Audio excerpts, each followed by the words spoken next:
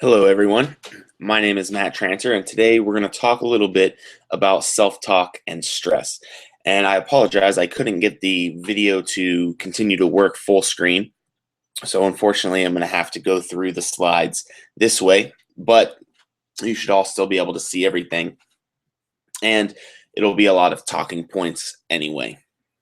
So to start, this presentation is going to be about what role does self-talk play in stress management. So we're going to look at positive and negative self-talk and a few different studies that looked at really how does self-talk affect stress and, more importantly, stress management. So what is stress? So stress is the body's response to a stressor. So what is a stressor?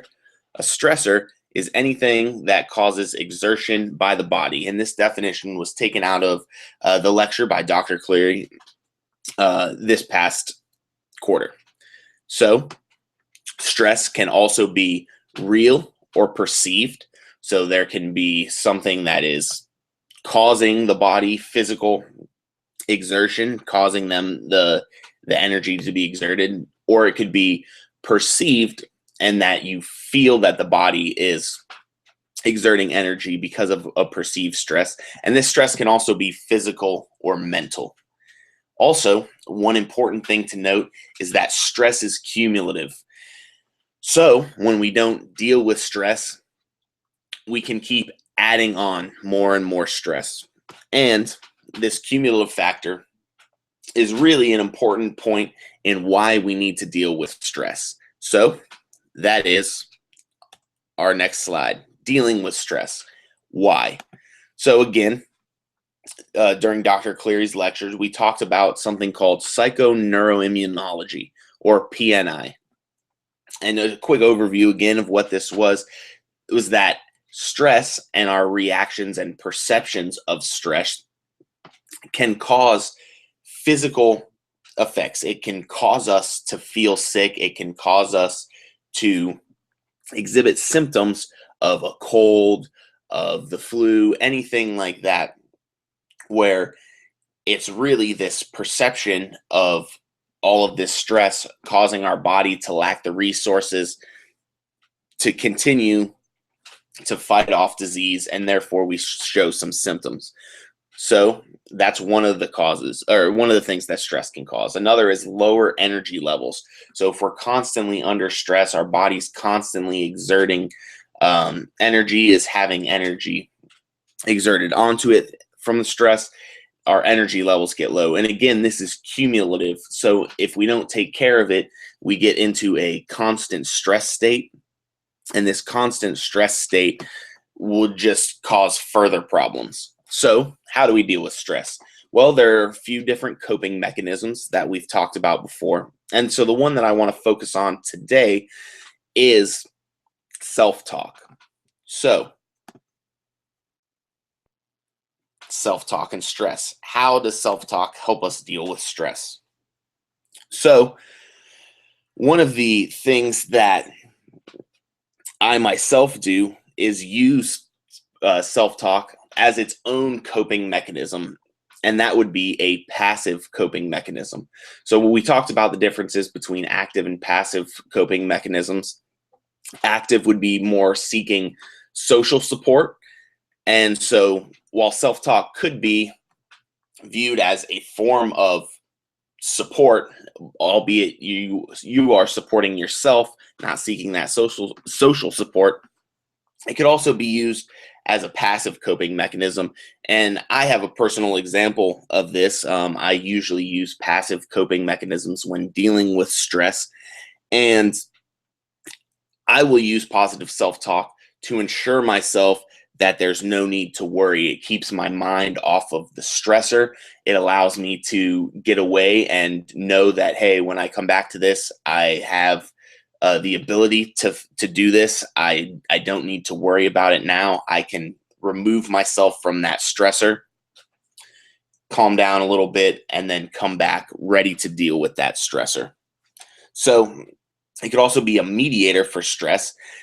Like I said, using positive self-talk can help us with how we perceive stress, how we perceive difficult situations, whether we are going to look at them as stressful or not. We can go back to the example of the roller coaster we talked about in class. I can use my self-talk to say, to be positive, hey, there's nothing to worry about. It's completely safe. This is a fun activity. So my perceived stress of that activity will be lowered. I can also use that to change the perceived difficulty. So I can look at a task and use my self-talk to tell myself this is not as difficult as it seems. I will be able to complete this task. Anything like that that's going to lower the challenge and the way we look at how difficult that task is. Another thing that it can mediate is unexpected events. And so this comes from a study done by Gerardo and Roll all the way back in 1978. But I think it still brings up some good points, especially with really stressful and anxiety-causing situations. In this case, the study looked at people that had flying anxiety, that got really anxious during flying. And so one of the things that self-talk did was it helped these people to cope better.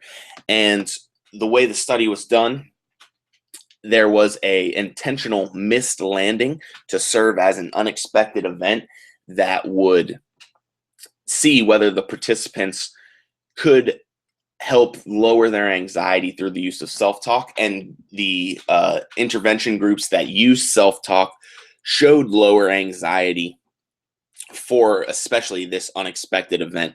So it allowed them to help cope with their anxiety a little bit better, lower that stress, lower the threat that the stress posed, and continue on.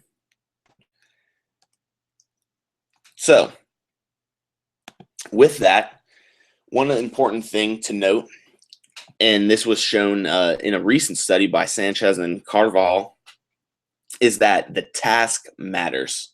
So when we think about the task, one of the main components about that we want to look at is the difficulty of the tasks. So this study showed that difficult tasks have greater demands, and therefore they cause greater amounts of stress. And so they showed a increased need for positive self-talk when these difficult tasks that had greater demands were encountered. Easier tasks were shown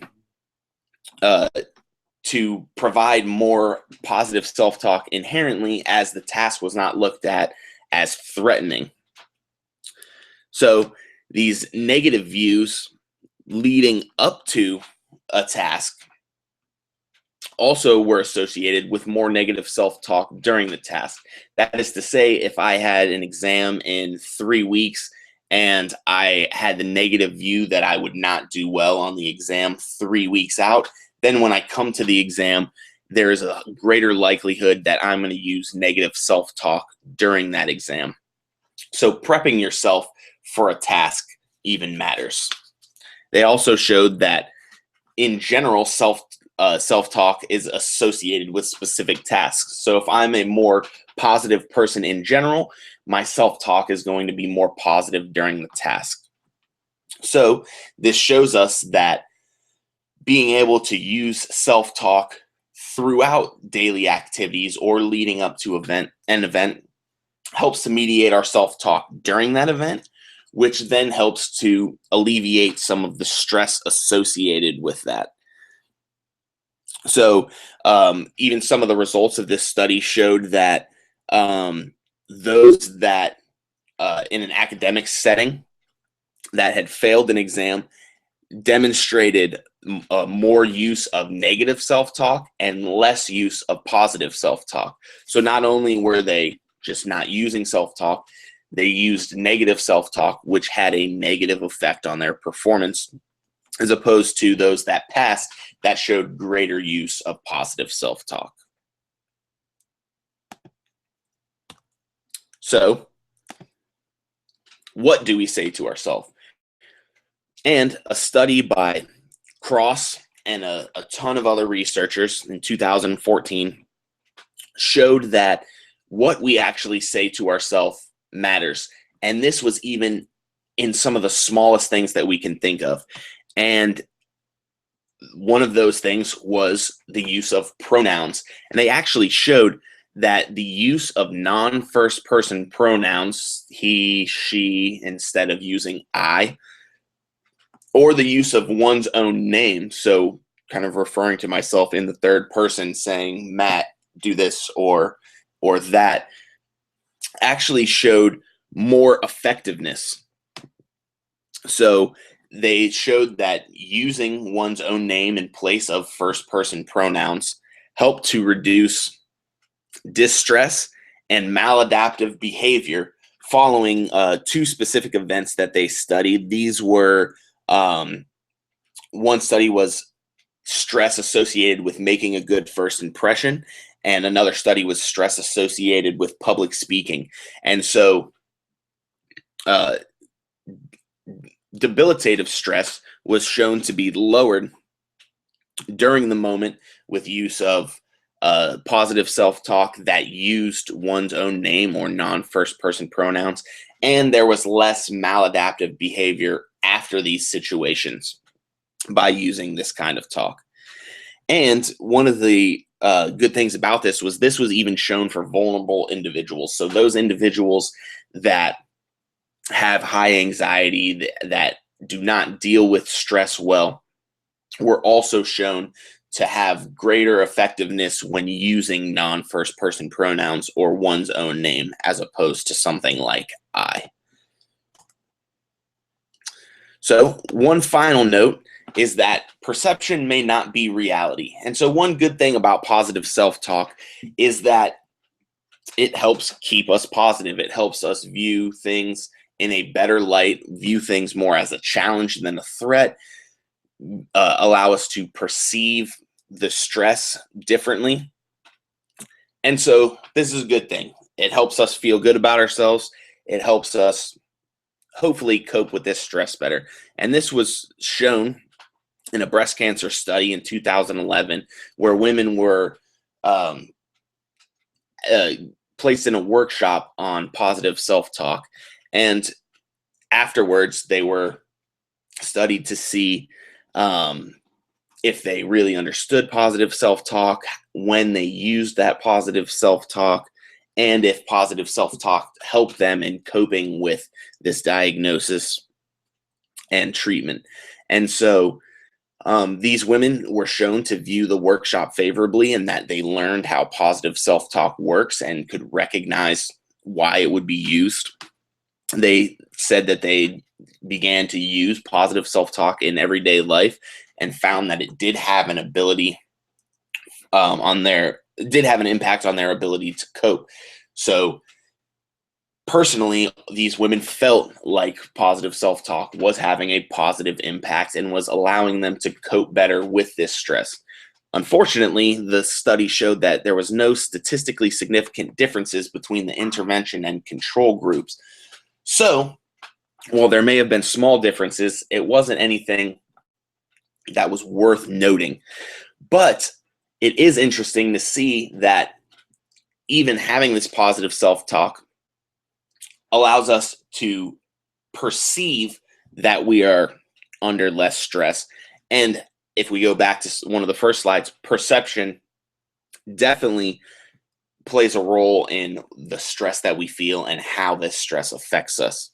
So while it may not show statistically significant differences, it still does help with personal feelings and your feeling of ability to cope with this stress. So some quick conclusions.